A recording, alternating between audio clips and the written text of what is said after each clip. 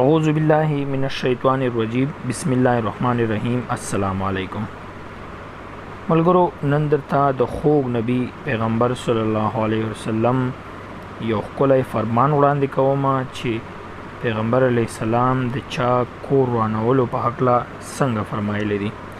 زموږ خوږ پیغمبر محمد صلی الله علیه وسلم فرمایلی زما د قسم پر هغه ذات وي چې په لاس کې زما ساده د مومن قتلول د الله جل جلاله په نیز د ټولې دنیا له ورانېدو څخه هم ستر یعنی غټ جرم دی. نو مهرباني وکړئ د چا کور مه ورانوئ، ځکه د چا د کور ورانولو معنا ستا د کور خپل ورانول دي، یعنی ته په خپل لاس خپل کور ورانوي. نو تاسو د دغې حدیث حواله کتلی شئ چې په دغه تصویر کې به تاسې ته ښکاري.